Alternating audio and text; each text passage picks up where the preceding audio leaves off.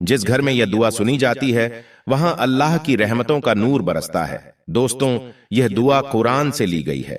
اور اسے پڑھنے یا سننے سے آپ کی ساری مشکلیں اللہ کے حکم سے حل ہو سکتی ہیں۔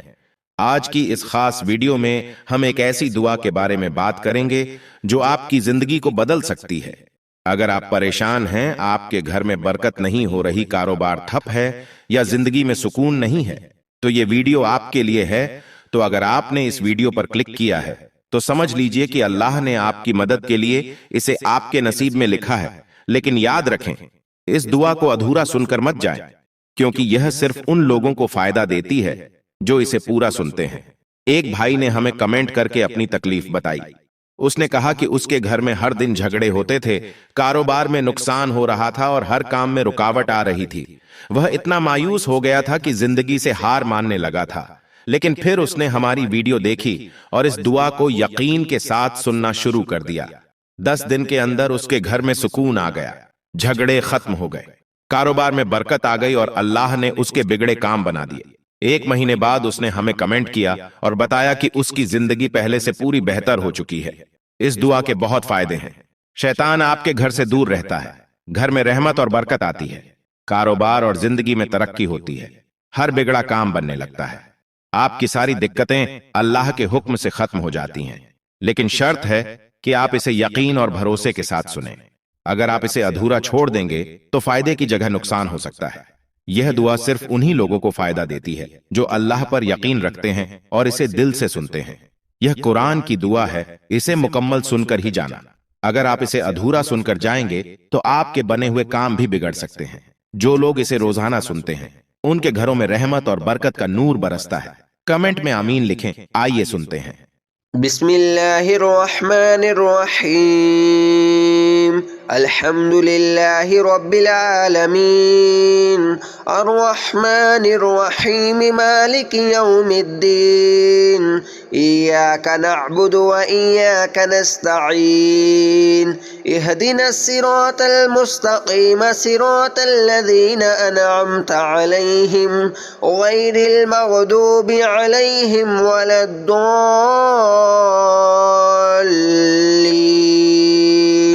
بسم اللہ الرحمن الرحیم، الف لام میم، ذلك الكتاب لا ريب فيه هدى للمتقين الذين يؤمنون بالغيب ويقيمون الصلاة ومما رزقناهم ينفقون والذين يؤمنون بما أنزل إليك وما أنزل من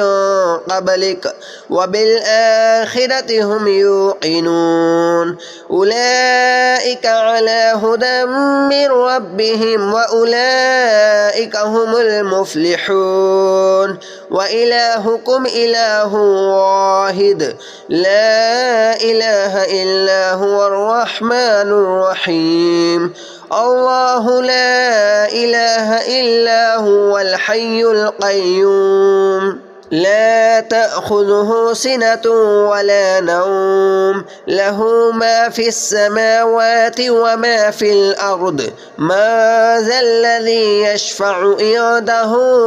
إلا بإذنه يعلم ما بين أيديهم وما خلفهم ولا يحيطون بشيء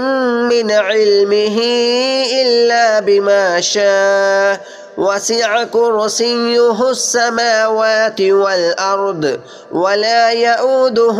حفظهما وهو العلي العظيم لا إكراه في الدين قد تبين الرشد من الغي فمن يكفر بالطاغوت ويؤمن بالله فقد استمسك بالعروة الوثقى لا انفصام لها والله سميع عليم الله ولي الذين آمنوا يخرجهم من الظلمات إلى النور والذين كفروا أولياؤهم الطاغوت يخرجون يخرجونهم من النور إلى الظلمات أولئك أصحاب النار هم فيها خالدون لله ما في السماوات وما في الأرض وإن تبدوا ما في أنفسكم أو تخفوه يحاسبكم به الله فيغفر لمن يشاء ويعذب من يشاء والله على كل شيء قدير آمن الرسول بما أنزل إليه من ربه والمؤمنون كل آمن بالله وملائكته وكتبه ورسله لا نفرق بين أحد من رسله وقالوا سمعنا وأطعنا غفرانك ربنا وإليك المصير لا يكلف الله نفسا إلا وسعها لها ما كسبت وعليها ما اكتسبت ربنا لا تؤاخذنا إن نسينا أو أخطأنا ربنا ولا تحمل علينا إصرا كما حملته على الذين من قبلنا ربنا ولا تحملنا ما لا طاقة لنا به واعف عنا واغفر لنا وارحمنا أنت مولانا فانصرنا على القوم الكافرين شهد الله أنه لا إله إلا هو والملائكة وأولو العلم قائما بالقسط لا إله إلا هو العزيز الحكيم قل اللهم مالك الملك تؤتي الملك ما تشاء وتنزع الملك مما تشاء وتعز ما تشاء وتذل ما تشاء بيدك الخير إنك على كل شيء قدير تولج الليل في النهار وتولج النهار في الليل وتخرج الحي من الميت وتخرج الميت من الحي وترزق ما تشاء بغير حساب إن ربكم الله الذي خلق السماوات والأرض في 6 أيام ثم استوى على العرش يغشي الليل النهار يطلبه حثيثا والشمس والقمر والنجوم مسخرات بأمره ألا له الخلق والأمر تبارك الله رب العالمين ادعوا ربكم تضرعا وخفية إنه لا يحب المعتدين ولا تفسدوا في الأرض بعد إصلاحها وادعوه خوفا وطمعا إن رحمة الله قريب من المحسنين قل ادعوا الله بدون الرحمن أيما تدعوا فله الأسماء الحسنى ولا تجهر بصلاتك ولا تخافت بها وابتغ بين ذلك سبيلا وقل الحمد لله الذي لم يتخذ ولدا ولم يكن له شريك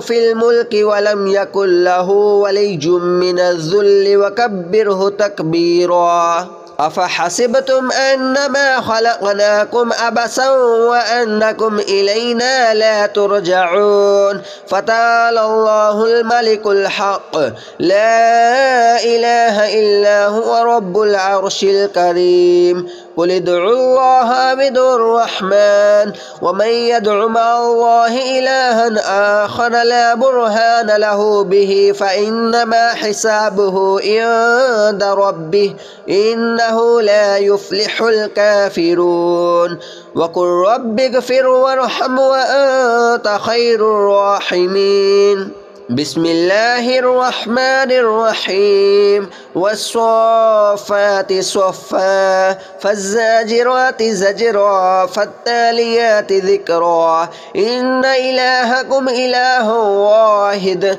رب السماوات والأرض وما بينهما ورب المشارق إن زينا السماء الدنيا بزينة الكواكب وحفظا من كل شيطان سلطان مارد لا يسمعون إلى الملأ الأعلى ويقذفون من كل جانب دحورا ولهم عذاب واصب إلا من خطف الخطفة فاتبعه شهاب ثاقب فاستفتهم أهم أشد خلقا أم من خلقنا إنا خلقناهم من طين لاذب بل أجبت ويسخرون بل أجب فاستفتهم أهم أشد خلقا أم من خلقنا إنا خلقناهم من طين اللاذب يا معشر الجن والإنس إن استطعتم أن تنفذوا من أقطار السماوات والأرض فانفذوا لا تنفذون إلا بسلطان فبأي آلاء ربكما تكذبان يرسل عليكما شواظ من نار ونحاس فلا تنتصران فبأي آلاء ربكما تكذبان فإذا شقت السماء فكانت وردة كالدهان فبأي آلاء ربكما تكذبان فيومئذ لا يسأل عن ذنبه إنس ولا جان فبأي آلاء ربكما تكذبان لو أنزلنا هذا القرآن على جبل لرأيته خاشعا متصدعا من خشية الله وتلك الأمثال نضربها للناس لعلهم يتفكرون هو الله الذي لا إله إلا هو عالم الغيب والشهادة هو الرحمن الرحيم هو الله الذي لا إله إلا هو الملك القدوس السلام المؤمن المهيمن العزيز الجبار المتكبر سبحان الله عما يشركون هو الله الخالق البارئ المصور له الأسماء الحسنى يسبح له ما في السماوات والأرض وهو العزيز الحكيم بسم الله الرحمن الرحيم قل أوحي إلي أنه استمع نفر من الجن فقالوا إنا سمعنا قرآنا عجبا يهدي إلى الرشد فآمنا به ولن نشرك بربنا أحدا وأنه تعالى جد ربنا ما اتخذ صاحبة ولا ولدا وأنه كان يقول سفيهنا على الله شططا بسم الله الرحمن الرحيم قل يا أيها الكافرون لا أعبد ما تعبدون ولا